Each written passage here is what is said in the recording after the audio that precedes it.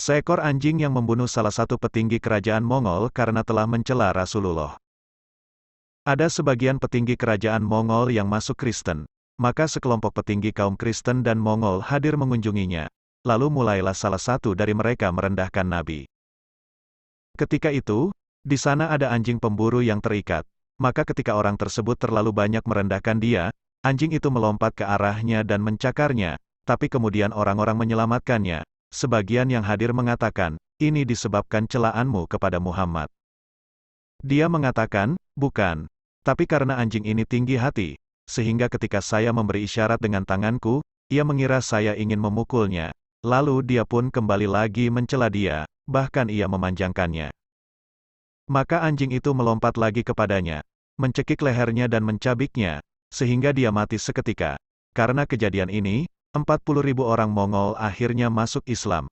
Kitab Ad-Durarul Kaminah, karya Al-Hafiz Ibnu Hajar 4, 153.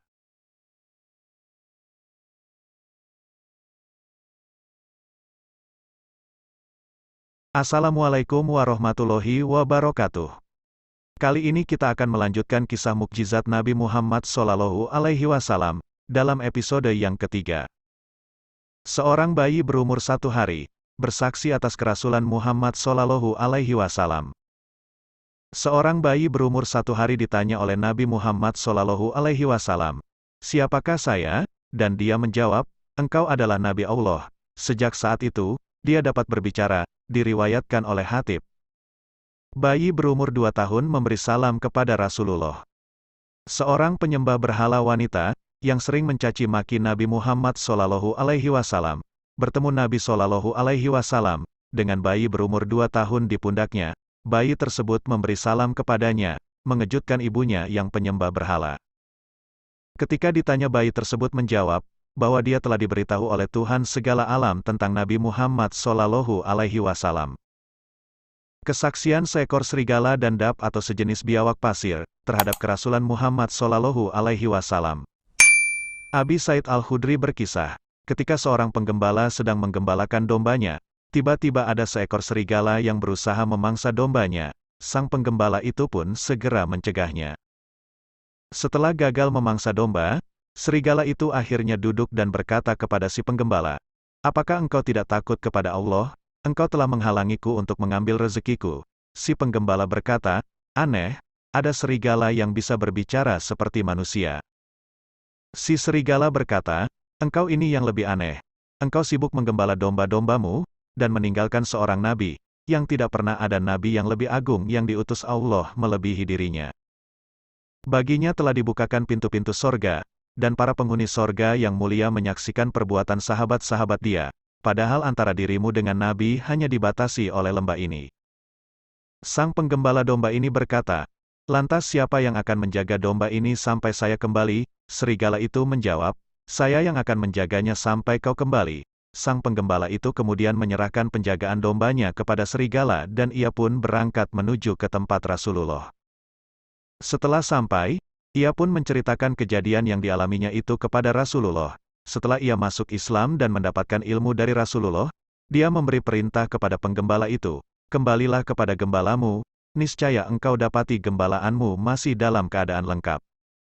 Ia pun segera kembali dan mendapati hewan gembalaannya dalam keadaan lengkap tak berkurang seekor apapun. Setelah itu ia pun menyembelih seekor dombanya untuk serigala tadi. Kitab Anwarul Muhammadiyah oleh As-Sayyid Al-Habib Muhammad Rafiq bin Luqman Al-Kaf Gatmir. Hadis Sahih Bukhari Juz 3 nomor 517. Suatu hari seorang Arab berkata, "Siapa ini?" "Rasulullah," jawab mereka. "Demi Lata dan Uzza," jawab orang tersebut, "kau adalah musuh terbesarku, dan agar kaumku tidak menyebutku lamban, ku bunuh kau." "Berimanlah," kata Nabi. Orang Arab tersebut melempar kadal hijau dari lengan bajunya, dan berkata, "Saya tidak akan beriman sampai kadal ini beriman." Tiba-tiba kadal itu dalam bahasa Arab yang elok berseru, "Wahai hiasan dari semua yang akan dikumpulkan pada hari pembalasan, kau akan memimpin orang-orang yang ikhlas ke surga. Kepada siapa kamu menyembah?" kata Nabi. Kadal tersebut menjawab, "Kepada Tuhan yang menguasai melebihi segala, yang maha tahu, dan telah menjadikan api sebagai alat penghukumnya. Siapa saya?" Muhammad SAW melanjutkan, Kadal tersebut menjawab, "Engkau adalah utusan Tuhan semesta alam, dan penutup para nabi. Bahagialah orang yang mengenalmu, dan tiada harapan orang yang mengingkarimu." "Tidak ada bukti yang lebih jelas daripada ini," kata orang Arab tersebut, "dan walaupun saya datang ke sini menganggapmu musuh terbesarku, saya sekarang mencintaimu lebih dari hidupku, ayahku, atau ibu." Kemudian dia mengulangi syahadatnya, menjadi muslim, dan kembali ke Bani Salim, asalnya, kemudian lebih membawa 1.000 orang lebih untuk memeluk Islam. Seekor kijang berbicara kepada Rasulullah. Diriwayatkan oleh Abu Naim di dalam kitab Al-Hiyah, bahwa seorang lelaki lewat di sisi Nabi, dengan membawa seekor kijang yang ditangkapnya. Lalu Allah Ta'ala, yang berkuasa menjadikan semua benda-benda berkata-kata, telah menjadikan kijang itu berbicara kepada Nabi. "Wahai pesuruh Allah, sesungguhnya saya mempunyai beberapa ekor anak yang masih menyusu, dan sekarang saya sudah ditangkap sedangkan mereka sedang kelaparan. Oleh itu haraplah perintahkan orang ini melepaskan saya, supaya saya dapat menyusukan anak-anakku itu dan sesudah itu saya akan kembali kemari." Bersabda Rasulullah, "Bagaimana kalau engkau tidak kembali ke sini lagi?" Jawab kijang itu, "Kalau saya tidak kembali kemari, nanti Allah Ta'ala akan melaknatku, sebagaimana ia melaknat orang yang tidak mengucapkan solawat bagi engkau, apabila disebut nama engkau di sisinya." Lalu Nabi pun bersabda kepada orang itu, "Lepaskan kijang itu buat sementara waktu dan saya jadi penjaminnya." Kijang itu pun dilepaskan dan kemudian ia kembali ke situ lagi.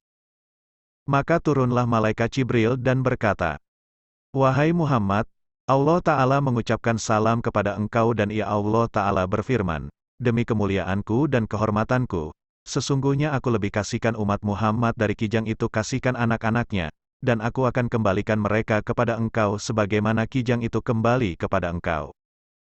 Berbicara dengan beberapa ekor unta. Ketika itu kami bersama Nabi Muhammad SAW tengah berada dalam sebuah peperangan. Tiba-tiba datang seekor unta mendekati dia. Lalu unta tersebut berbicara, "Ya Rasulullah, sesungguhnya si Fulan atau pemilik unta tersebut, telah memanfaatkan tenagaku dari semenjak muda hingga usiaku telah tua seperti sekarang ini. Kini ia malah hendak menyembelihku. Saya berlindung kepadamu dari keinginan si Fulan yang hendak menyembelihku." Mendengar pengaduan sang unta, Rasulullah memanggil sang pemilik unta dan hendak membeli unta tersebut dari pemiliknya. Orang itu malah memberikan unta tersebut kepada dia. Unta itu pun dibebaskan oleh Nabi Muhammad SAW. Juga ketika kami tengah bersama Muhammad SAW, tiba-tiba datang seorang Arab pedalaman sambil menuntun untanya. Arab Badui tersebut meminta perlindungan karena tangannya hendak dipotong, akibat kesaksian palsu beberapa orang yang berkata bohong. Kemudian unta itu berbicara dengan Nabi Muhammad SAW, "Wahai Rasulullah, sesungguhnya orang ini tidak bersalah. Para saksi inilah yang telah memberikan pengakuan palsu karena mereka telah dipaksa. Sebenarnya pencuriku adalah seorang Yahudi." Unta besar yang melindungi Rasulullah dari kejahatan Abu Jahal. Keesokan harinya Abu Jahal mengambil batu, kemudian duduk menanti Rasulullah. Rasulullah pun datang dan melakukan salat. Ketika Rasulullah sedang sujud, Abu Jahal mengangkat batu, kemudian menuju ke arah dia. Ketika sudah mendekati dia, Abu Jahal berbalik ketakutan dengan muka pucat, dan kedua tangannya tidak kuat lagi menahan batu tersebut sehingga ia lemparkan. Abu Jahal kemudian didatangi oleh tokoh-tokoh Quraisy dan mereka bertanya, "Wahai Abul Hakam, apa yang terjadi padamu?" Abu Jahal menjawab, "Setelah saya mendekatinya, tampak kepadaku di dekatnya seekor unta jantan. Saya sama sekali belum pernah melihat unta jantan seperti itu. Baik kepala, pangkal leher dan taringnya, dia hampir menerkamku." Ibnu Ishaq berkata, "Disebutkan kepadaku bahwa Rasulullah bersabda, itu adalah Jibril alaihissalam. Seandainya dia mendekat, pasti akan diterkamnya." Seekor burung mengadu kepada Rasulullah tentang kehilangan anaknya. Bahwa ada seekor burung bersedih karena kehilangan anaknya. Burung itu mengepakkan sayapnya di atas kepala Nabi dan berbicara dengannya. Lalu dia bersabda, "Siapakah di antara kalian yang telah membuat burung ini kehilangan anaknya?" Seorang lelaki menjawab, "Saya." Dia bersabda, "Kembalikanlah anaknya." Hadis Ar-Razi. Kami pernah bersama Nabi dalam suatu perjalanan. Dia keluar dari rombongan untuk suatu keperluan. Lalu kami melihat seekor burung humarah, berwarna merah, bersama dua anaknya. Maka kami mengambil kedua anaknya itu. Burung Humara itu terbang mendekat ke bumi pada saat Nabi datang. Dia bersabda, "Siapakah yang telah membuat burung ini sedih karena kehilangan anaknya? Kembalikanlah anaknya kepadanya." Diriwayatkan oleh Abu Dawud, benarkah Nabi Muhammad dan umatnya lebih istimewa? Halaman 27-28 by Al-Imam Al-Hafiz Ahmad bin Muhammad Al-Kastolani. Seekor anjing yang membunuh salah satu petinggi kerajaan Mongol karena telah mencela Rasulullah. Ada sebagian petinggi kerajaan Mongol yang masuk Kristen. Maka sekelompok petinggi kaum Kristen dan Mongol hadir mengunjunginya. Lalu mulailah salah satu dari mereka merendahkan Nabi. Ketika itu, di sana ada anjing pemburu yang terikat. Maka ketika orang tersebut terlalu banyak merendahkan dia, anjing itu melompat ke arahnya dan mencakarnya, tapi kemudian orang-orang menyelamatkannya. Sebagian yang hadir mengatakan, "Ini disebabkan celaanmu kepada Muhammad." Dia mengatakan, "Bukan. Tapi karena anjing ini tinggi hati, sehingga ketika saya memberi isyarat dengan tanganku, ia mengira saya ingin memukulnya. Lalu dia pun kembali lagi mencela dia, bahkan ia memanjangkannya. Maka anjing itu melompat lagi kepadanya, mencekik lehernya dan mencabiknya, sehingga dia mati seketika. Karena kejadian ini, 40.000 orang Mongol akhirnya masuk Islam." Kitab Ad-Durarul Kaminah, karya Al-Hafiz Ibnu Hajar 4, 153. Pohon kurma dapat berbuah dengan seketika. Diriwayatkan oleh Jabir, "Sewaktu bapakku meninggal, ia masih mempunyai utang yang banyak. Kemudian, saya mendatangi Rasulullah untuk melaporkan kepada dia mengenai utang bapakku. Saya berkata kepada Rasulullah, 'Ya Rasulullah, bapakku telah meninggalkan banyak hutang. Saya sendiri sudah tidak mempunyai apa-apa lagi kecuali yang keluar dari pohon kurma. Akan tetapi pohon kurma itu sudah 2 tahun tidak berbuah. Hal ini sengaja saya sampaikan kepada Rasulullah, agar orang yang memiliki piutang tersebut tidak berbuat buruk kepadaku.' Kemudian Rasulullah mengajakku pergi ke kebun kurma. Sesampainya di sana dia mengitari pohon kurmaku yang dilanjutkan dengan berdoa. Setelah itu dia duduk seraya berkata kepadaku, 'Ambillah buahnya.' Mendengar perintah Rasulullah tersebut, saya langsung memanjat pohon kurma untuk memetik buahnya yang tiba-tiba berbuah. Buah kurma itu kupetik sampai cukup jumlahnya untuk menutupi utang bapakku, bahkan sampai lebih." Hadis Sahih Bukhari Juz 4 nomor 780. Batang pohon kurma meratap kepada Rasulullah. Ratapan batang pohon kurma kepada Rasulullah, dan tangisannya dengan suara keras yang bisa didengar seluruh orang yang berada di masjid dia, itu terjadi setelah Rasulullah meninggalkannya. Sebelumnya Rasulullah berkhutbah di atas batang tersebut sebagai mimbar dia. Ketika dia telah dibuatkan mimbar, dan tidak naik lagi ke atas batang kurma tersebut, batang tersebut meratap menangis dan rindu kepada Rasulullah. Suara tangisnya seperti tangis unta yang hamil 10 bulan. Batang pohon kurma tersebut tidak berhenti menangis hingga Rasulullah datang padanya, dan meletakkan tangannya yang mulia di atasnya, ia pun berhenti menangis. Dikisahkan oleh Jabir bin Abdullah, sang Nabi sering berdiri dekat sebuah pohon palem kurma. Ketika sebuah tempat duduk disediakan baginya, kami mendengar pohon itu menangis bagaikan unta betina hamil, sampai sang Nabi jongkok dan memeluk pohon itu. Hadis Sahih riwayat Imam Bukhari volume 2 nomor 41. Dikisahkan oleh Ibnu Umar, sang Nabi sering berkhutbah sambil berdiri dekat batang pohon kurma. Ketika dia dibuatkan tempat duduk, dia lebih memilih duduk. Pohon kurma itu mulai menangis dan sang Nabi menghampirinya, mengelusnya dengan tangannya, agar pohon itu berhenti menangis. Hadis Sahih riwayat Imam Bukhari volume 4 nomor 783 dan At-Tirmidzi dalam sunannya, 505. Sebuah tandan kurma yang bercahaya diberikan kepada Qatadah bin Nu'man sebagai obor penerang jalannya pulang. Nabi telah memberi Qatadah bin Nu'man sebuah tandan kurma. Setelah salat Isya berjamaah bersamanya pada malam yang gelap gulita, dia bersabda, "Pulanglah dengan membawa tandan ini. Ia akan menyinarimu dari kedua tanganmu 10 kali telapak tanganmu. Jika memasuki rumah, kamu akan melihat sesuatu berwarna hitam. Maka pukullah dia hingga keluar, karena dia itu adalah setan." Maka Qatadah pulang dan tandan kurma itu menyinari hingga dia masuk ke dalam rumahnya, dan menemukan warna hitam lalu dipukulnya hingga keluar. Hadis riwayat Abu Naim dari buku berjudul Benarkah Nabi Muhammad dan Umatnya Lebih Istimewa? Halaman 17-18, oleh Al-Imam Al-Hafiz Ahmad bin Muhammad Al-Kastolani. Pohon menjadi saksi dan dibuat berbicara kepada Rasulullah dan orang dusun atau Arab Baduy. Kisahnya, Orang Arab dusun mendekat kepada dia. Kemudian dia bersabda kepada orang Arab dusun tersebut, "Hai orang Arab dusun, engkau akan pergi kemana?" Orang Arab dusun tersebut menjawab, "Pulang ke rumah." Rasulullah bersabda, "Apakah engkau ingin kebaikan?" Orang Arab dusun tersebut berkata, "Kebaikan apa?" Rasulullah bersabda, "Engkau bersaksi bahwa tidak ada Tuhan selain Allah dan Rasul-Nya." Orang Arab dusun tersebut berkata, "Siapa yang menjadi saksi atas apa yang engkau katakan?" Rasulullah bersabda, "Pohon ini." Dia bersabda begitu sambil menunjuk ke arah salah satu pohon di tepi lembah. Kemudian pohon tersebut berjalan hingga berdiri di depan dia. Dia meminta pohon tersebut bersaksi hingga 3 kali, dan pohon tersebut pun bersaksi seperti sabda Rasulullah. Pohon berpindah tempat, dikisahkan pula oleh Ibnu Abbas. Seorang Arab Badui datang kepada Muhammad dan berkata, "Bagaimana saya bisa tahu bahwa engkau seorang nabi?" Rasul menjawab, "Dengan kesaksian pohon kurma itu bahwa saya adalah Rasulullah." Si Arab Badui setuju.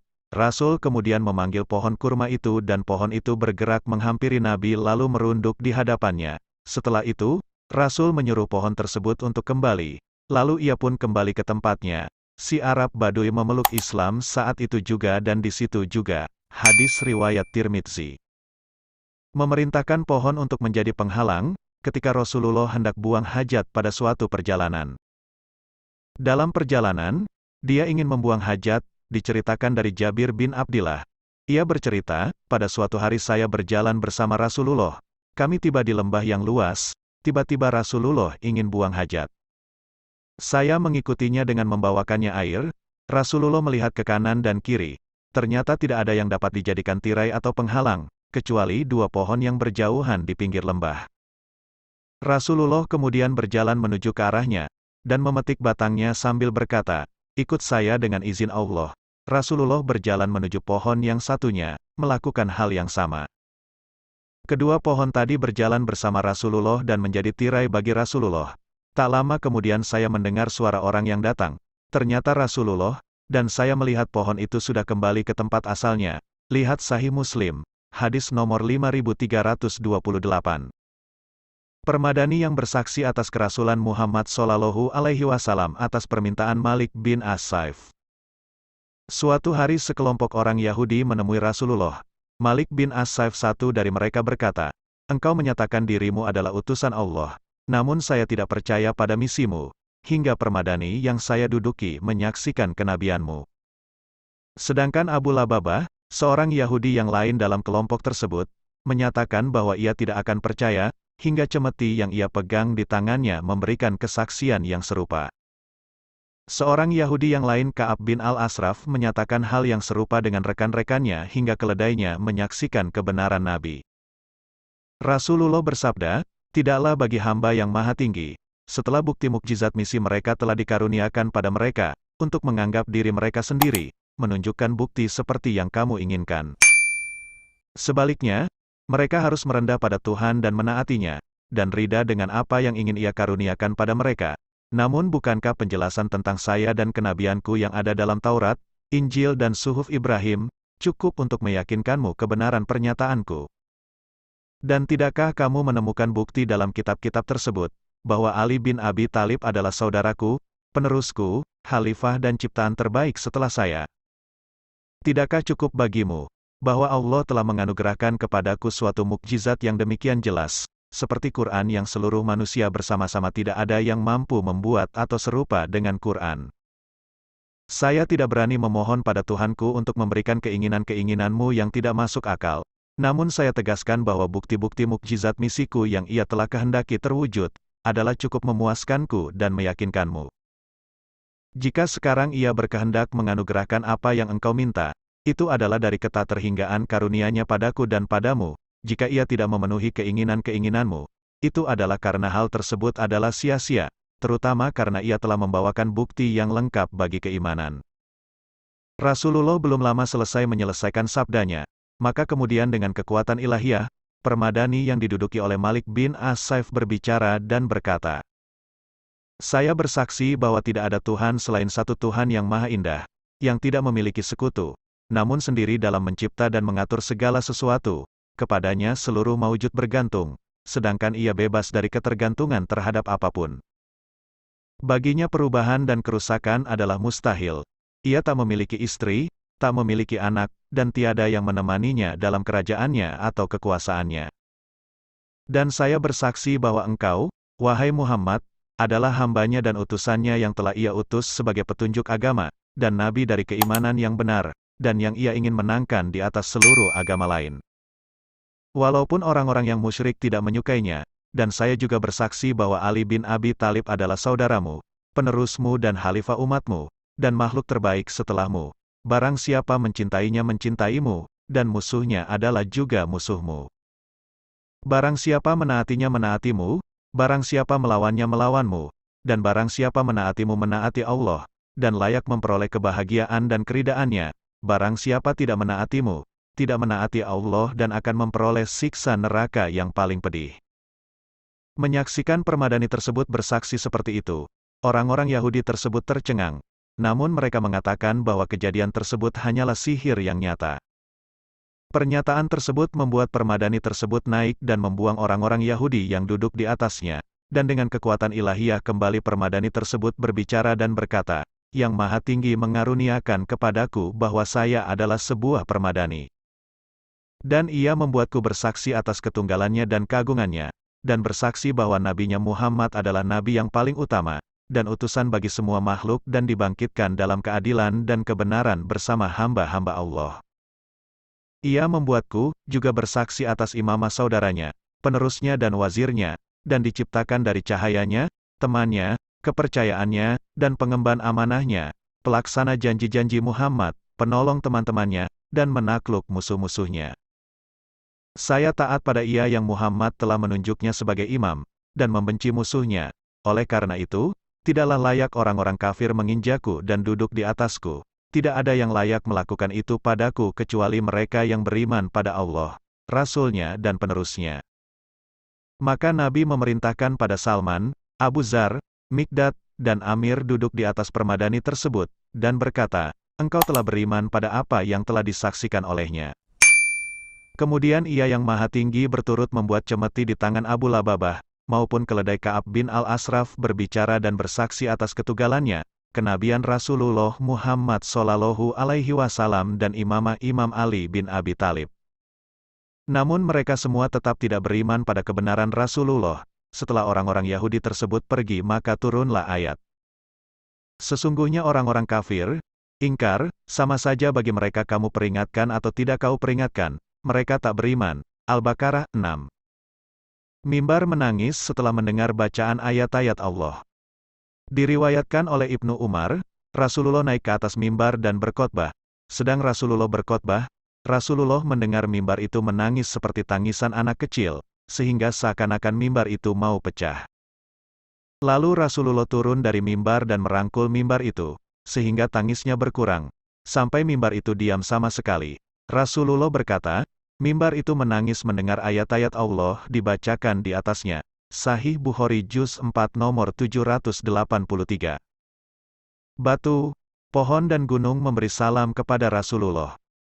Jabar bin Samurah meriwayatkan bahwa Nabi Muhammad Shallallahu Alaihi Wasallam bersabda, saya bisa mengenal batu-batu yang biasa mengucapkan salam kepadaku, bahkan ketika saya belum menjadi Rasul, bahkan sekarang pun saya bisa mengenalinya. Hadis riwayat Muslim dalam kitab Sahih Muslim, 1782. Ucapan salam dari pohon dan batu. Ali bin Abu Thalib meriwayatkan, saya sedang bersama Nabi di Mekah, setiap gunung dan pohon yang dilewatinya mengucapkan, Assalamu alaika ya Rasulullah. Semoga keselamatan selalu menyertaimu. Wahai Rasul Allah, hadis Muslim dalam Misikat 300 Mukjizat Muhammad Shallallahu Alaihi Wasallam oleh Badr Azim Badani. Jika Rasulullah ketika Allah berkehendak memuliakannya, dan memberikan kenabian kepadanya, jika ingin keluar untuk buang hajat, dia pergi ke tempat yang jauh, hingga rumah-rumah tidak terlihat olehnya, dan berhenti di Syiab atau jalan di antara dua bukit, Makkah, dan lembah-lembahnya. Setiap kali dia berjalan melewati batu dan pohon, pasti keduanya berkata, Assalamu alaika ya Rasulullah. Rasulullah menoleh ke sekitarnya, kanan, kiri dan belakang, namun tidak melihat apa-apa kecuali pohon dan batu. Itulah yang terjadi pada Rasulullah dalam jangka waktu tertentu, bermimpi dan mendengar salam, hingga Jibril datang kepada dia dengan membawa kemuliaan dari Allah. ketika dia berada di Gua Hira pada bulan Ramadan. Sirah Nabawiyah Ibnu Hisham, Jilid 1 halaman 196. Batu kerikil bertasbih di telapak tangan Rasulullah. Dari Abu Dzar ia berkata, saya pernah hadir dalam sebuah pertemuan di sisi Nabi. Saya melihat beberapa batu kerikil yang dipegang dia mengucapkan tasbih. Saat itu di antara kami ada Abu Bakar, Umar, Utsman dan Ali. Mereka semua yang hadir di pertemuan itu mendengar tasbih benda tersebut. Kemudian batu-batu kerikil itu oleh Nabi diserahkan kepada Abu Bakar, yang dapat didengar oleh semua orang yang hadir di pertemuan itu. Ketika diberikan lagi kepada dia kerikil itu pun masih tasbih di tangan dia. Kemudian dia menyerahkan kepada Umar dan batu kerikil itu pun mengucapkan tasbih di tangannya yang bisa didengar oleh semua orang yang hadir di pertemuan. Kemudian Nabi menyerahkan kepada Utsman dan ia pun mengucapkan tasbih di tangannya. Tetapi ketika oleh Nabi batu kerikil itu diserahkan kepada kamu, ia tidak mau bertasbih bersama seorang pun di antara kami. Diriwayatkan oleh Tabrani dalam buku hadisnya Al-Mujamul Awsat nomor 1244 dan oleh Abu Nu'man dalam Dalailun Nubuwah pertama, 404. Memanggil batu agar menyeberangi sungai dan mengapung, menuju ke arah Rasulullah dan Ikrimah bin Abu Jahal. Ikrimah bin Abu Jahal, dia berkata, jika kamu memang benar seorang nabi, maka panggillah batu yang ada di seberang itu agar berenang dan tidak tenggelam. Lalu Nabi mengisyaratkan tangannya, dan batu itu pun terlepas dari tempatnya dan mengapung di atas air, hingga sampai kepada Nabi. Begitu menyaksikan itu, Ikrimah bersaksi atas kerasulannya. Nabi berkata kepadanya, ini cukup bagimu. Ikrimah berkata, batu itu kembali lagi hingga tempatnya semula. Berhala-berhala runtuh dengan hanya ditunjuk oleh Rasulullah. Diriwayatkan daripada Abdullah bin Mas'ud katanya, ketika Nabi memasuki Mekah terdapat sebanyak 360 buah berhala di persekitaran Ka'bah, lalu Nabi meruntuhkannya dengan menggunakan tongkat yang berada di tangannya seraya bersabda, telah datang kebenaran dan musnahlah kebatilan karena sesungguhnya kebatilan itu adalah sesuatu yang pasti musnah. Bermaksud, kebenaran telah datang dan yang batil itu tidak akan bermula dan tidak akan berulang. Ibnu Abu Umar menambah, peristiwa itu terjadi pada masa pembukaan kota Mekah. Sahih Bukhari, Kitab Jihad. Memberinya sebatang kayu yang berubah menjadi pedang kepada Ukasyah bin Mihsan, ketika pedangnya telah patah dalam sebuah pertempuran. Secara tiba-tiba ada sarang laba-laba, 2 ekor burung yang sedang mengeramkan telur dan cabang-cabang pohon yang terkulai menutupi mulut gua di Gunung Tur, sewaktu Rasulullah dan Abu Bakar bersembunyi dari kejaran orang Quraisy. Cukup sekian dulu sekiranya episode ketiga Mukjizat Nabi Muhammad SAW kali ini, kita lanjutkan nanti dalam episode selanjutnya. Terima kasih kami ucapkan kepada Anda semua. Salam hangat dari kami. Wassalam.